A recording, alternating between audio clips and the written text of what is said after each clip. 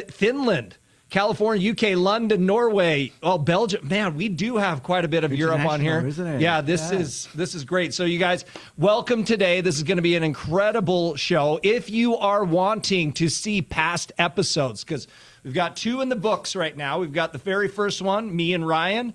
And then last week we had Steve Hatchett, and we had a special guest, Amanda Carr, where we talked about the facts that we're seeing with Prism IO, about how to storytell and how that converts. So you guys, welcome today. Let's jump into it. Joe? Yep. Science. Wow, that's an interesting question. It's going to take me all the way back. How did I get into science? Well, I guess overall, when somebody asked me, how do you get into what you're doing and so on, overall, my life has always been a series of lucky accidents, if you will. I've never planned for it. But there was one thing that I was passionate about, and that is science. Yeah. Yeah. Ever since I was How did you know that? Because I have a brother who's a surgeon. Yes. And from an early age, I could tell. We had a book about the body, and he would sit and study that thing. Like, I knew that he was going to do something in terms of medicine from a young age. Yeah. How did you know that? Well, it's sort of similar to what your brother experienced, and that is the fact that every time I sort of see a scientific book or something that's scientific, I seem to get the urge to learn more about that particular topic, or even watching a butterfly, in the forest or something like that. It sort of invokes in me, it triggers me, and say, "Wow, why is that butterfly flying and so colorful and so on and so forth?" So I start asking questions. Yeah. Really, now that I realize, science is nothing except asking questions. Yeah, absolutely. Really. Do you remember specifically, like, one thing that you remember being curious about as a kid and looking deeper into? Okay, I'm going to go for it, okay? Okay. So it's actually about, in biology, and that's where I was in a class, and the first thing I was asked to do is to go catch a frog. And I sort of said, why, Yeah. Well, the reason was I have to learn what's inside the frog. Yeah. So I had to do a dissection. Yeah. I said, seriously? I have to go and do a dissection on a reptile? And the teacher said, yeah, that's how you learn, how does a frog function, what's inside a frog, and so on. And that was, my first reaction was really, I'm going to have to do that. I have to actually use a knife or a scalpel to open up an animal. But as soon as I did that, and I look at the animal, it was really, again, sort of starting to ask questions. Yeah. Wow. So that was my first experience to say, maybe I am cut out for this kind of work and this discipline. That's incredible. I do remember going through and doing the dissection of the frog. Yeah. I remember my daughter just came home and she said at school we just dissected a pig. Uh-huh. And it's amazing that you have those types of opportunities and see the skills and the talents that you have innate in you. Yeah. Okay, so tell us, because I've heard the story about Pharmanex in the past. Yes. And from what I understand, you were working at a biotech company, and it was kind of like you were pulling in Eastern tradition and studying Eastern tradition to understand and validate it, or disprove it even. Yeah. So validate, disprove, and then those things that were validated, looking at how we could incorporate it or commercialize it. Yeah. So some of you, if not many of you who have been with Nu Skin for quite a number of years, would know that I actually originally started my scientific career, if you will, actually in the pharmaceutical industry. Yeah? Yeah. And that's what you were referring to, Bug, in the sense that when we are working for a pharmaceutical company, the first thing that we're asked to do is to what we call identify a molecular target, something, whether it's an enzyme we need to inhibit, or whether it's a receptor site on the cell surface that we would like to hit. And invariably, then the next question would be, if we have to intervene with that kind of approach, how do you do that? Because eventually it has to lead to a drug. That's what pharmaceutical companies do, is to develop drugs. So, and what happens is we're clueless. So where would we find such inhibitors or enzyme inhibitors and so on and possible drug candidates? Well, we usually go to our so-called, every drug company has what they call a natural product library. Yeah. And typically as a scientist working in the drug industry, when I, and together with my colleagues, when we go to scientific conferences and medical and so on, it's usually in some kind of foreign land or exotic place. We are expected to bring back a natural product from that particular location. Really? Yes. Wow. Yeah, no matter what it is, whether it's a soil sample, Yeah. whether it's a leaf or root or whatever, to contribute to expanding the natural library. Wow. That's why it's big. And over the years, I mean, obviously it's grown rich and big and many, many ingredients to look at. And that's where we start. Yeah. We take all those natural products there and start looking and to look for hits. But and I've been doing that, and I have been fairly successful in terms of developing drugs using that approach. But what I find is the fact that we never ever developed those natural products, the original natural product candidate. Yeah. Because it was for an economic reason, Yeah. and that is drug companies don't wish to spend and commit investment working on an ingredient that they can't patent. That's natural. It's natural. You can't patent that. So say, forget it. There's no commercial value. Yeah.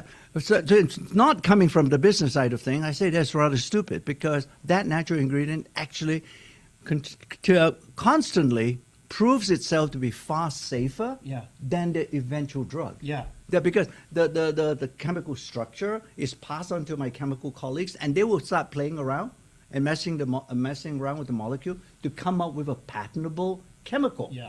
That is eventually transformed to be a drug. Yeah. All right? But it has a lot of side effects. Yeah. And a lot of things that we have to learn because it's a brand new molecule. The body hasn't seen it. Nobody's ever knows about its profile and so on. So you have to spend years to prove it. And obviously, if you watch any drug commercial, you can see the guy who speaks at, 10 sentences a second or whatever, and he describes all the side effects. Yeah. And yet he expects you to take that drug.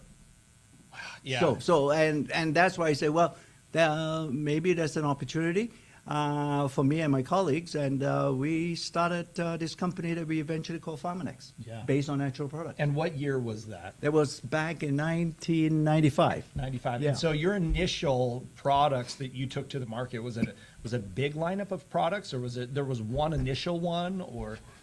Well, interesting that you should mention that, because the first one that we had was actually developed from a very traditional Chinese food ingredient. And it's called colistin. That was the eventual name of the drug. Not drug, sorry, of a natural supplement. And it came from a red yeast that most Asian chefs use in their cuisine. So what is it? What's the value in cuisine? Is Okay, it like umami flavor? Or? Okay, many of you would have seen roast duck hanging in Chinatown and so on restaurants. And if you look at it carefully, you would see that there's a reddish tint to it. Yeah. That reddish thing comes from the yeast. Oh, I had no idea. Yes, and it imparts a certain flavor to it, a unique flavor. Okay. Yeah. So, and that's what you mean. That's how roast duck are being prepared. Wow. Yeah. And then as we look further into it, there's another Chinese compendium on all these natural ingredients, and we discovered this particular ingredient was rather good for blood circulation. And again, right, I mentioned to you scientists about asking a question. 500-600 years ago, when they described this, they have no clue what blood circulation means, except they know there's blood and you're going to flow, right? So, but when we looked at it with modern science, we say maybe it has something to do with cholesterol. Yeah. Cholesterol, the reason why cholesterol is not good in the blood vessels is the fact it blocks, right? So one thing led to another, and we said, okay, this is where we can marry our traditional Asian or whatever natural product history of use together with modern science and prove that it works. Wow. And we did all the classical, or what we call classical, traditional clinical studies and all. Eventually we got it published in a medical journal, and it got quite well known, and that's where we started our conversation with New Skin. Wow. So that was like the front running product. Yes. I imagine there were other products. Oh yeah, we have 5 others that went out. Remember, were they all focused on cardiovascular? no. There was one for brain, one for immune system, one for muscle recovery, and so on. Yeah, we covered a whole slew of all kinds of different benefits that natural products can deliver. Wow. Yeah, that was back. We were in 28,000 stores, Buck. That's incredible. Traditional business, by the way. Yeah. That's incredible. Okay, so let's talk a little bit about Nu Skin. I can't remember exactly what the comment is or the question. We'll get to the questions, you guys. I still have my own questions, and I get the prerogative. I get to ask the questions first, so we'll get to your questions. But Joe, when I came to Nu Skin, invariably you start to see, like this is from my perspective, and I'll give you my background. Okay. I wanted to be an artist. Aha. And I paint, I draw in the background. It's one of those things that I absolutely love. Yes. And coming here, one of the things that I noticed is that we talk about the colors of specific nutrients and the value that they have on the body. And so when I looked at like Life Pack or when we look at G3, there are specific colors that are in there that drive benefits for the body. Yeah. And then when I looked at shortly after I came here, I think it was about a year after I'd been with Nu Skin, we rolled out Meta. Yes. And Meta was purple. Yeah, correct me if I'm wrong, but it was 7 years of studying the color purple and blue and black and the value of those colors of naturally found in our environment on our body. And so is this just my perspective and I'm putting something on it, or have you and the team intentionally focused on color and the value of color within our diets? Yes, Buck. Eventually we did. But at the very beginning, right, because we are scientists and for intents and purposes, we do experiments, right? And science, by the way, is a discipline that you just cannot talk. You just cannot sort of say, oh, this is great, and it's true. We have to do something. And the doing something is actually to conduct scientific experiments. That's really the essence of science, if you will. It's a very arduous kind of discipline because you have to do it, and it takes time. Anyway, so the more we do experiments, the more we sort of play around with these natural ingredients, we find many of them are very colorful. Yeah. And obviously, it's always been rather strange to us at the very beginning. Why is it that these molecules, when we have it, right, when we look at it and we test it, it's always some color, whether it's orange, whether it's yellow, whether it's red, and so on, and they're colorful, right? Then over time, that's when we say, most likely, these colorful ingredients are the ones that most likely are going to have the most, what we call bioactivity or health benefits, yeah? And sure enough, when you look at the highest level, the government and everybody else now, the health agency and so on, they're now saying, the easiest way to adopt a great diet is to eat colorful vegetables. Yeah. They're all coming together. We are connecting. The color, this is an important point to remember too, right? About how we eventually got to Prism, is the connection of something that is seemingly unrelated to its activity, but it is, because we know what the molecule is. So this is a question for me, and I don't know which came first. This is a chicken and egg type of thing. Did our study of carotenoids and the yellows, the oranges, the reds, did that come before the S3 scanner? Or did Life Pack and did that come before the S3 scanner, or did the scanner come first? Yeah, you're asking in a very sneaky way. Some competitive criticisms when we first had the scanner was, did you develop the scanner as a Life Pack detector? They were so biased. They think we were so biased that we actually had the scanner developed just to make our products look good. People actually thought that. Actually thought that. And so that means we had Life Pack first. Yeah, but if they actually had looked at the timeline of our product launches and the launch of the scanner, it was at least 15 years. Oh my gosh. After we have all these products, especially Life Pack, as many of you would be aware of, there we had it in the field for 15 years before you even thought about it. So we were studying like carotenoids antioxidants Yes. 15 years before we even found the technology for the S3 scanner. Absolutely. Wow. Because, I mean, we had back then technologies that we can actually look for these kinds of natural color ingredients and so on. But it was a very sophisticated and complicated method. Yeah. We can't do it, Yeah. right? We try to tell you, or we try to tell the consumer, wow, this is great. We've done the experiments and show you all the data. But at the end of the day, it's like, wow, that's pretty technical and difficult to understand. Yeah. So that was the question we asked. Wow, we soon realized if that is that difficult, perhaps we should be looking for a technology that we can put into your hands, the consumer hand, to learn how powerful these products are. Okay, somebody is asking, they said, this is interesting. What color do you see missing in most people's diets? Oh, most likely the wave, I think in terms of wavelength, guy. So look at the carotene is around 550. So it's between the blue and the purple. Really? Yeah. That's the one that's missing the most. It's around there. Do you think it's because those vegetables, fruits and vegetables are less available, or that we're just naturally geared to eat the brighter colored stuff first? Look at how we grow our vegetables. Yeah. We don't grow it the way that it should be grown. That's the problem. Yeah. Our dirt, the dirt, it grows in dirt, right? Vegetable, is being depleted of nutrients. Yeah. That's where the plants are getting the nutrients from. Yeah. Is to soak it up from the dirt, soil, right?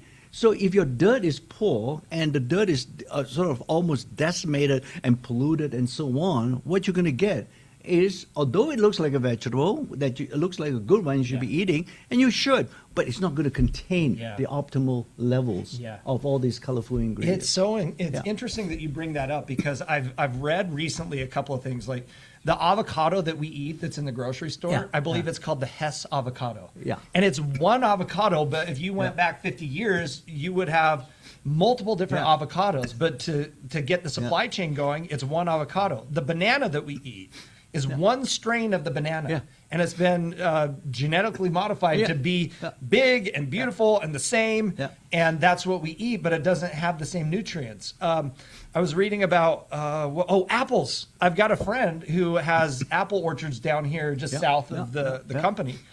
And he sent me a video recently of a guy that has spent his career going back and finding lost variations of the apple and trying to bring them back.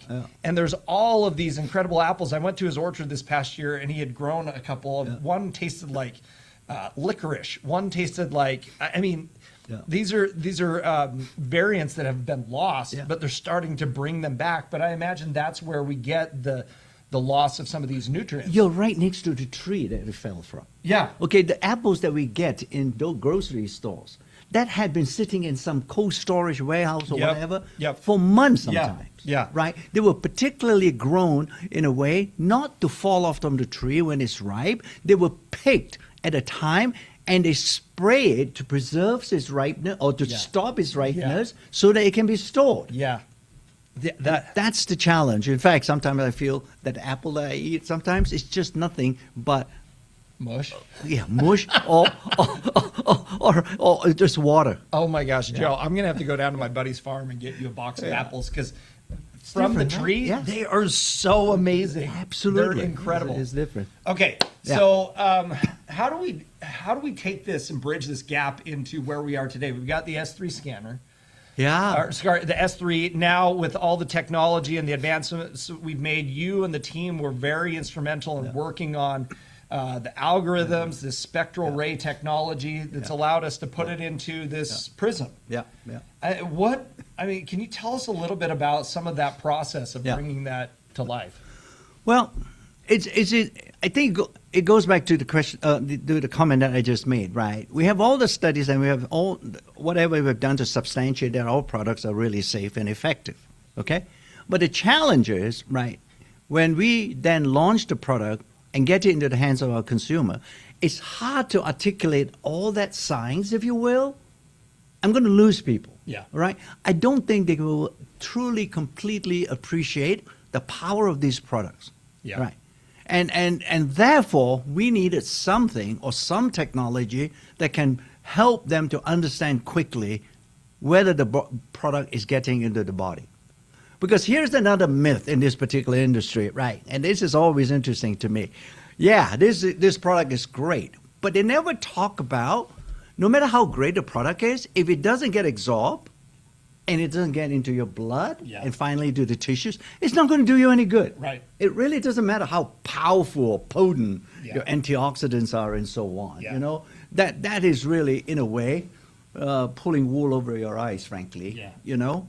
So, and therefore, and yet, yes, we have the data, but we can't, we give you the proof, but it's difficult to understand the proof. And that started us to think, you know, if we can somehow have a technology that you can have, and within a minute or so, you can measure and see whether the product works, it would be great.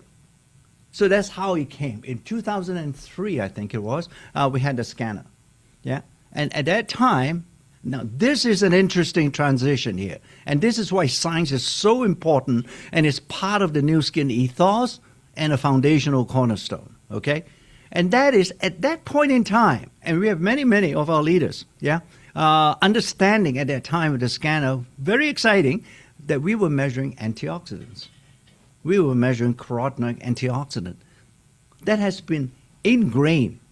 That was the message we sent off together with this, when we launched the scanner. Yeah. Right. However, what I find, it's great, it's powerful, it's compelling, but yet there's still a level of technicality related to that term. And frankly, you know, in what we do, it's sort of like, yeah, we have a technology that can measure antioxidants. What do you think a new person would respond would be? I'm willing to bet with you that the first response is, huh? What is an antioxidant? You have to go through a scientific explanation before you can get that person's attention again. That's a fairly significant process. Yeah. Don't you think? Oh, yeah. Buck? Yeah. Yeah.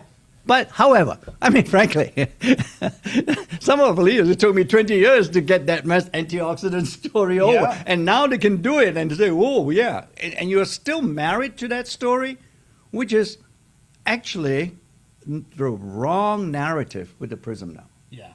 We have taken a great leap forward because over the last 20 years, we have done over 21 million scans. This is around the world, by the way, Buck, not just the US and so on.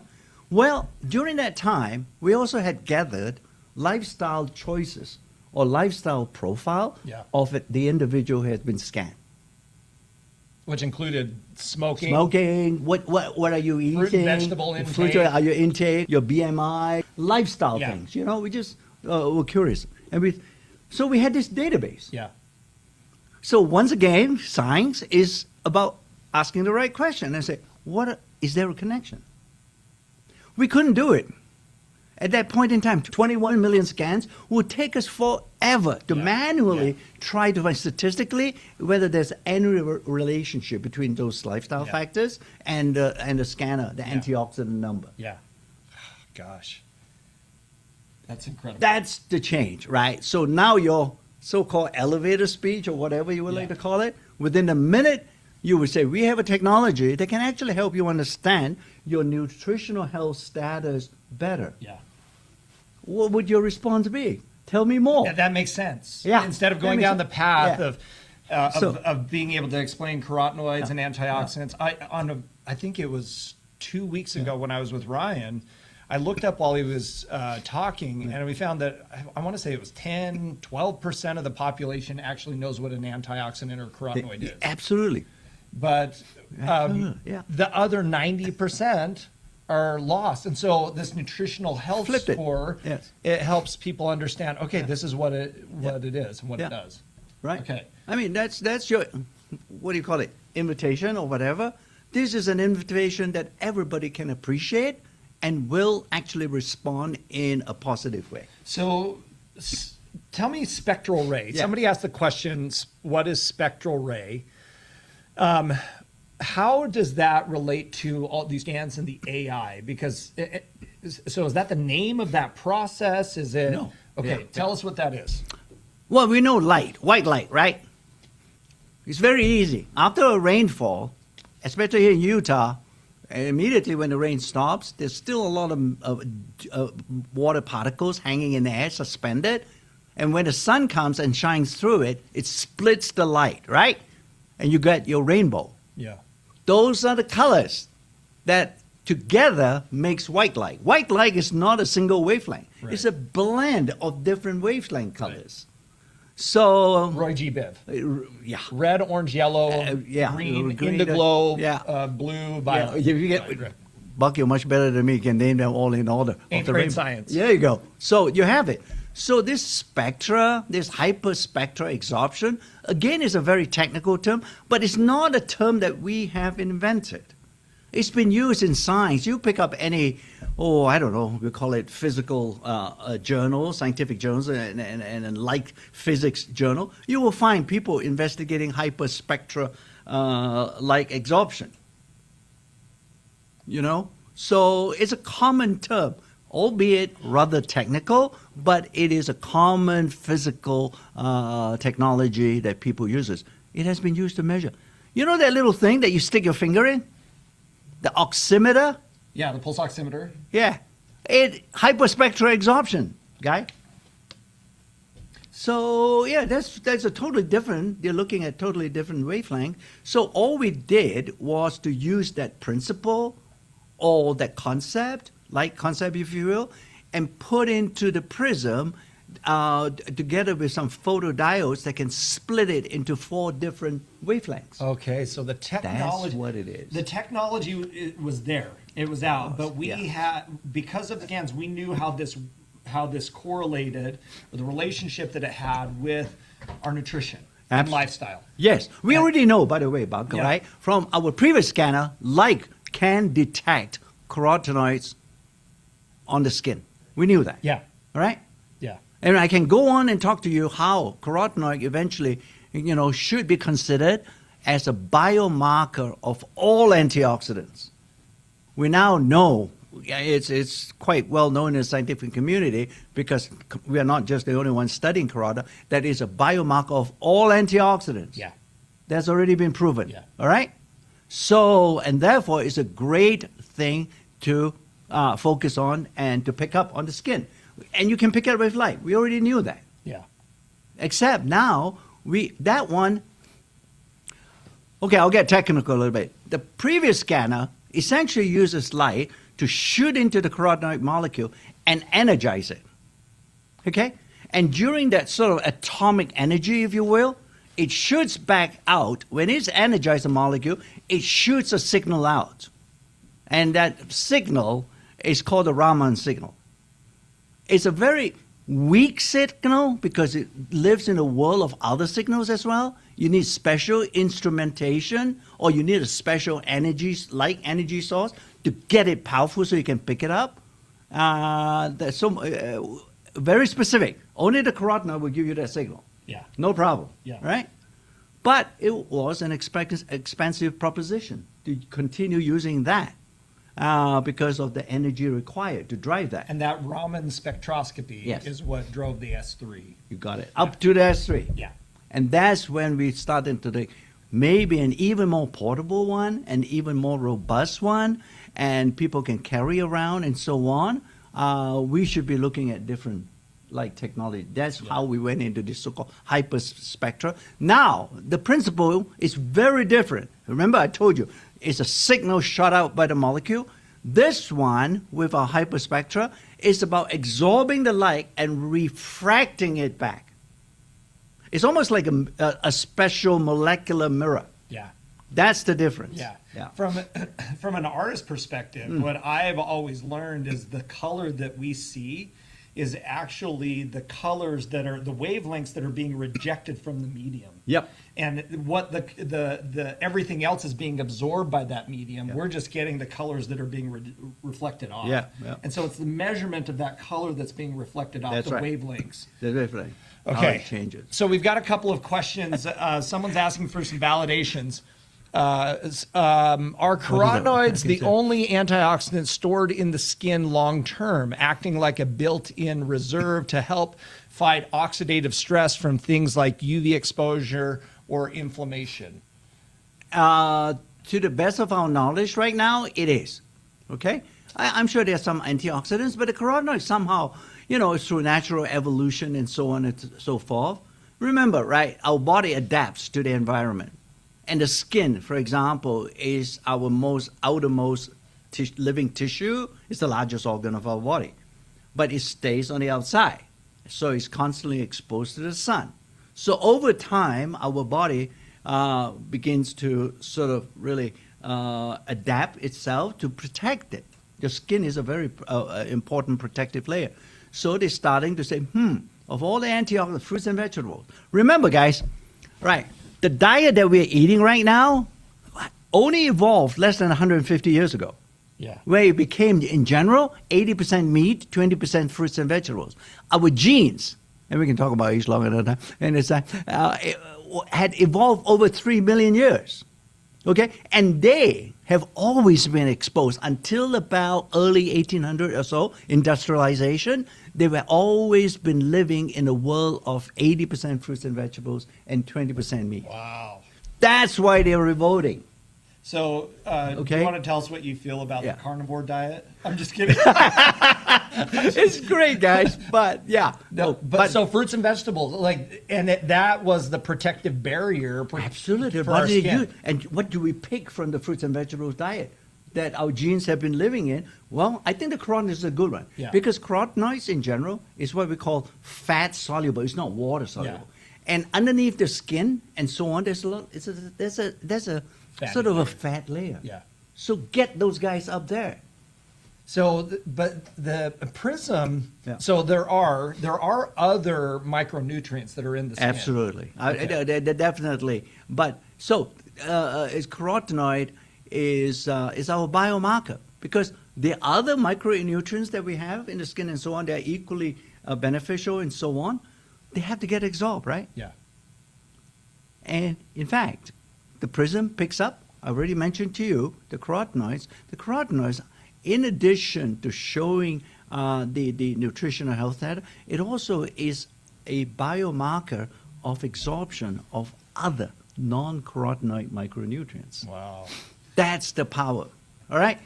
And some of you are, I guess I'll pre-anticipate, if you will, that possible criticism. There are some other technologies out there that they say there's a veggie meter or whatever it is. Oh, we also measure antioxidant. What they don't have is that database I mentioned to you.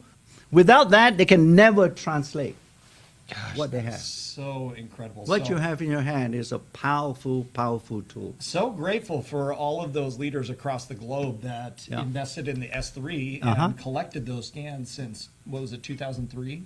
Yes, Yeah. that was our first launch. Okay, so somebody was asking, can we get a one-liner? This is the device which does X, Y, or Z, and kind of what you were saying is I'm thinking of this is your nutritional health score. Yes. As Ryan's talked about it, we are the company that now is creating a new biomarker. You might track, I'm wearing even a glucose monitor here. Yeah. Oh, Because I like to see what's happening with my food and how my body's processing it based off of my exercise and my nutrition. Yes. But I'm tracking my glucose. Yes. But we might track HRV, your heart rate variability. You might track your sleep, your stress. You're tracking all of these different things, but nobody is tracking nutrition in this way. You got it.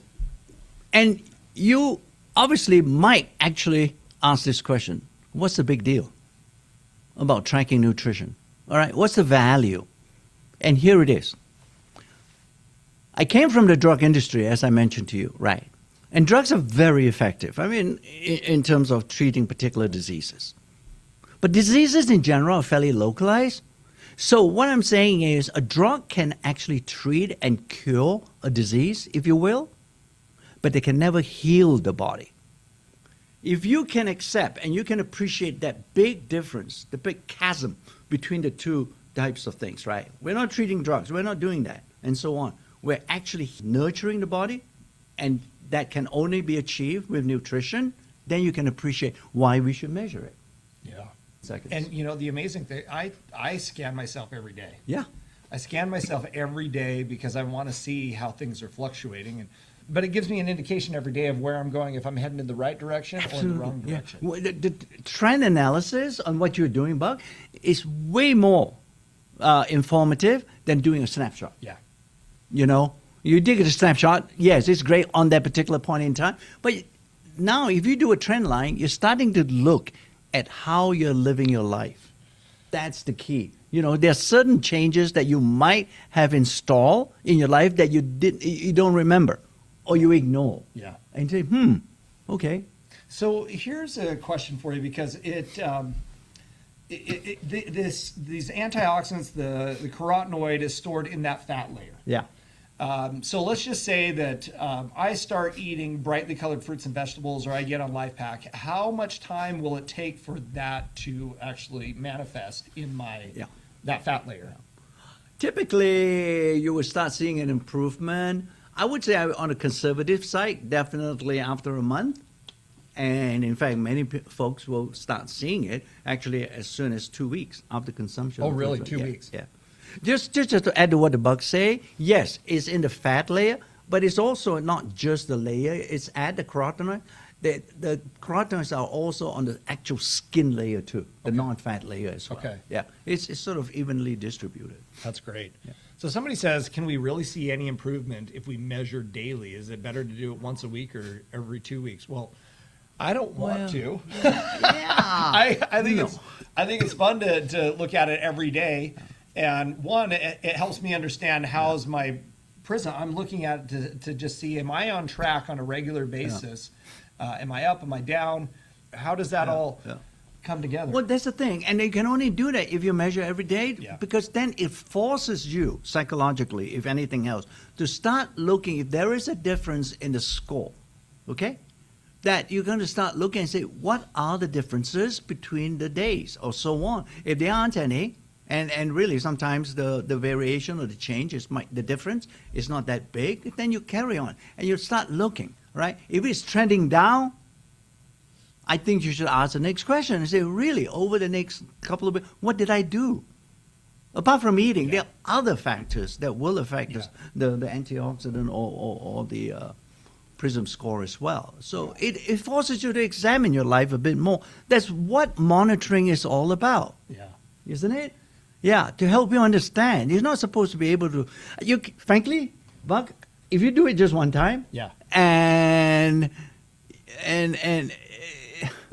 it's sort of okay. I don't know when you've taken your reading, whether it's in the morning, immediately after you wake up, or after you pee, or whatever, right? Yeah. So always, if to the extent possible, that's why one of the reasons why we made it so portable, to make it user friendly. Yeah. So there's way more value to measure it. So, okay. Which I completely believe in. That if we do not track something, then you can't change it. If you don't know where you're at, you can't make any improvement. Yeah. And what I find is that as I am using the Prism and I'm seeing where my score is and where I'm at, I'm constantly wanting to get better on that. And so it impacts the choices that I make on a daily basis. Yeah. So, for example, we had a book release party yesterday. Yes. And we went down there, and there was fruits and vegetables, crudité. Yeah. And usually when I see that spread of crudité, I just pass over it. But now, because I know of how important fruits and vegetables are, I filled my plate up. Yeah. Because and then had a little bit of the sandwich that was there and everything. But I find myself choosing salads, which isn't my first choice, or the fruits and vegetables to try to get those antioxidants. Yeah. First. Yeah. And I think that's the biggest thing that we find is that behavioral change takes tracking. And when you track, that's when you make the changes required to actually put you on a path to health. Yeah. It's clear. I mean, to sum up quickly for you. Yeah. Right. In my perspective, all of us are overfed, undernourished. Okay? And these two things, once again, you got to think about it. All right? So why do you say that? Overfed is due to all the calories that you take in, whether in the form of protein, lipids, carbohydrates, and so on and so forth. That's related to calorie-containing ingredients. Yeah. Undernourished, the nourishment that you actually get, I'm actually referring to the micronutrients, the vitamins, the minerals, the botanicals, the phytochemicals, right, that we have in our products and so on. Those ingredients have 0 calories. You can never get fat on those. Okay? But we don't pay as much attention to that. And because what is the signal that you get when you start eating? When you get hungry. That's why we eat. Okay? All right? And then when we get stress or whatever, there's what I call stress induced eating as well. All right? That is another signal. You go and look for things that taste good. They are all macronutrients. Yeah. And that, right? Isn't it, Buck? Yeah. So, and that's what we're trying to address here with the Prism. Now you have something that you can see that can encourage you to pay a bit more attention to those things that will nourish your body. Yeah, that's great. And I think that's exact. In fact, we've got studies that prove that this is one of the best tools to change behavior. I think it was a study out of Yale. Oh, absolutely. Yeah. Okay, this is not something that we invented to be just making life pack look good. Okay, guys, we got that out of the way, okay? So the question then becomes, right, the Yale study actually was very interesting. Using the same technology or the same kind of scanning, because they wanted something to find out the nutritional status or health in the inner city kids. Okay? And the Yale professor was rather reticent to send all his graduate students or whatever, or her graduate students out into the field to do this, to conduct this survey with invasive technology, to take blood. Yeah. That's a little bit dicey. You're never quite sure, right? Right. And not all of them are trained as phlebotomists or experts in taking blood, so it's a little bit dicey. So she told them, no, we're going to use this non-invasive, fairly quick technology called the biophotonic scanner, and we will use that to measure everybody. All right, and then ask them the corresponding question. Yeah. What are you eating? Yeah. You know, and sort of Exercise, how do you lifestyle, exercise, yeah. and you know what sort of your diets are you eating, and so on. That is how useful it is in a sense. It's an independent, now validated, if you will, by several universities. I believe you heard from Steve Hatchett that we are in the process of conducting 6 additional studies in several universities, including Stanford, around the world, and to address some other questions that come up. Wow. Yep. So you guys stay tuned on the science because we've got more that's going to be coming. So we've got roughly 10 minutes left. Yeah. We can go longer if you want. This has been fun. Okay. But, we have not a new book. It's a new release, Yeah. a new edition of your book, The Aging Myth. And there are, is it 4 more chapters? About that, yeah. Okay. 3.5. Yeah. I haven't actually gotten my own copy yet. Well, hard copy is not available. It's not available Yeah, yet. yeah, Okay. yeah. So ebook is. Yeah. Okay, ebook's available, but here's the question is, can we give a little bit of a sneak preview of why we included these new chapters and what's in them? Okay. So I'll briefly summarize the original intent of the book, right? And that was written during our period or era that we call age lock, when we started to understand fundamental sources of aging in the body. Remember, Nu Skin, when you talk about what is Nu Skin all about, we're an anti-aging company. And we can talk about that. Anti-aging is synonymous with youth preservation. So there's another topic we can talk about. It's the same thing. Yeah. Anyway, and we wanted to do more than just symptomatic relief, if you will, cosmetic coverage of aging symptoms. Right. So we went looking for the sources of aging. We found them at the genetic level. Yeah. And collectively, all the genes, they found about 23,000 of them. We found that different clusters are responsible for different different aging in different tissues. Wow. Right. So we call them the youth gene clusters. Okay. And it's very powerful discovery that we found, and we started to develop our products based on that. But again, it's genetic science. It was once again one of those things I had to explain, and it was difficult. And I said, well, maybe a book can help. Yeah. Because it was really the book. I'm hoping it's written in a sort of a layman's language that should be easily understood. I'm hoping it does. So we talk about all this gene expression and so on and so forth. And then a few years back, with the advent of AI and with all the other products we had, like Colorful Purple, Meta, and New Biome, and all these other products, I'm starting to say, well, actually, there is another evolution in science that I need to include, to help all our leaders to understand why we are doing all these products and how unique they are and so on. So I say, but how would I do it? I'm going to update this book. How would I do it? It's actually a bridge. So genetic science, when you talk about gene expression, again, it's almost like talking about antioxidants, and it's a bit difficult to understand what that means to an average person. Right. What does it mean if my gene expression profile changes? So now, what I've done in the part 2, I call it, of the book, of this new book, is a translation of that gene expression to something functional that you can understand. So that's where the Buck had just highlighted one of the most difficult point to understand what we do with age-lock and what mutation does to genes. Okay? A mutation is a physical change or a physical defect actually on that particular gene. There's nothing age-lock can do about that. All right? It's going to, from the get-go, since you're born with that defective gene, right?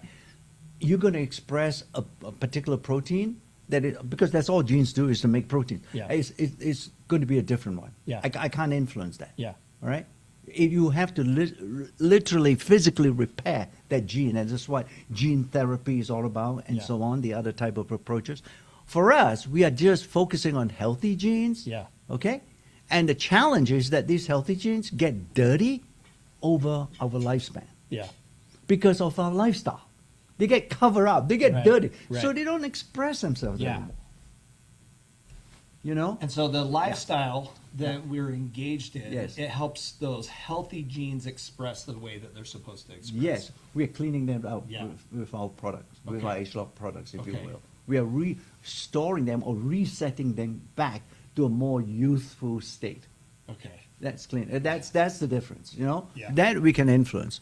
So, and that's the translation. I say it's not easy, right? But nonetheless, it's a powerful enough technology. So look upon it. So we got all this set up, age-lock and so on. Nu Skin is a company. We continue to develop and improve, evolve our science, if you will. And each evolution is dependent on the previous one. We couldn't have done this. We couldn't have done the Prism if we didn't have age-lock. That's incredible. I mean, when you think about it, I've often thought, I've talked with Jeff about this, I would love to go back and look at Raman. I can't remember his full name, but understand what Raman. led to him actually develop that technology that measured the difference, the distance of stars, the Raman spectroscopy. Like, how did he come to that? And then we get that information, and we've been studying brightly colored, antioxidants and carotenoids for years. And then we go in and we're studying, Meta, and spent 7 years studying purples and blues and blacks and the impact that it has on the body. And now we have this device that will measure these, and make it available for everyone based off of the new technologies that we have. Yeah, it's key. And that's why, it's important for us to sort of appreciate the Prism is not your mother's biophotonic scanner anymore. Okay? It has transformed. Yeah. Insofar as, I'll give you an analogy. If maybe you appreciate it, maybe you won't, I don't know. It's the Rosetta Stone. I'm assuming there's a Londoner here. You should know what the Rosetta Stone is, because it's one of the most powerful exhibits they have in the British Museum. Yeah. It was discovered back in 1850, thereabout, by Napoleon when he went and took over Egypt. On the Rosetta Stone, you look carefully, the reason why it's so fundamentally important, because it had inscribed on it 3 separate languages. The hieroglyphics, then there was a Demotic language, which is an ancient language, and then finally Greek that scholars can read. All right? Until the discovery of this stone, nobody was able to understand what those hieroglyphics are. They thought they were comical cartoons that the Egyptians loved to draw on the pyramids. Nothing less, nothing more. Not a language. Yeah, not a language. Nobody could read it until this Rosetta Stone was discovered. And then they knew it was a language. And that's how we are now really be able to understand how the Egyptians lived 5,000 years ago. All right? It's the same here. All right? The prism is our Rosetta Stone of nutrition. We have translated it now. We're giving you in your hand a tool, right, whatever it is, to help people to really sort of fundamentally look at their lives on numbers. Remember, all of us were graded by numbers ever since we were born. When you were born, right, your OBGYN guy took you up by your legs and smacked your bottom and gave you an IWR score. Bucks, you know, here's some kids, right? 9, go home. 2 or 3, stay in the incubator for a couple of weeks until you get better and your IWR score. Went to school. You know, and our parents say, oh, you go to school. Well, you get educated. Well, yes. What? To put data into your brain. It's the same with AI, all right? That's the power of that database I mentioned to you. AI cannot be clever and cannot machine learn if it doesn't have data. That's the uniqueness that we have.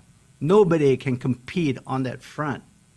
You have truly a unique, whatever you call it, tool, product, whatever in your hand that only you can show people and hopefully help people to understand their nutritional status. I love that. I love the Really. analogy of the prism is the Rosetta Stone for our bodies, for our nutrition. Yeah. It's giving your tissues a voice and telling you if the things that you're doing, whether it's lifestyle or nutrition, if it's working in your favor or if it's working against you. Yeah. That's powerful. So. Okay. Any closing remarks, any closing statements, Dr. Joe? Well, maybe sometimes again, maybe I'll mention it. Variation. Sometimes some of you may see it. You know, this particular scanner. Generally, I'm comfortable in saying in the field because of the way they use it and the difference. I don't know where it has been and so on. Plus or minus 10%. Yeah. That number is accurate. Yeah. Yeah. Okay. Don't get too worried, especially when Buck mentioned to you, and you feel strongly, and I agree with that. That trend, it will show you. Look at your trend in general. Yeah. That's way more important than taking a snapshot and you expect that snapshot to be identical all the time. Yeah. But the trend is the what trend is what's really important. And so that's the reason that you should be scanning on a regular basis. Yeah, you should be. And why every home needs a prism. Yeah. Well, And family members need to be scanning. absolutely. Okay, you guys, really appreciate all of the activity today, all the questions, all the comments that are coming in. We're going to take all of these and see if there's a way that we can get back to you guys afterwards and answer some of these questions and get to you. But you guys, I really appreciate you joining us today. Big thanks to Dr. Joe Chang. Thank you. Thank you so much for all of the years of research and the depth and the direction and the team that you've built that is like leading the science that we have here at Nu Skin that is helping us make lives better all across the globe. And for all of you guys that tuned in, this is Integrated Wellness, the Integrated Wellness Revolution. Make sure that you're tuning in every single week. Make sure that you're posting this. Post the Zoom link. Let's get as many people on here as we possibly can, because at Nu Skin, it is our mission to help 10 million healthy households understand what we do. And the only way that we're going to be doing that is if we're sharing this information all across the globe. So you guys, thank you so much. Live the mission out loud. Be a force for good. My name is Buck McMurray. This is Integrated Wellness Revolution. Thanks again for joining us. Have an amazing week. Yep. Bye, everyone. Bye-bye. Nice day.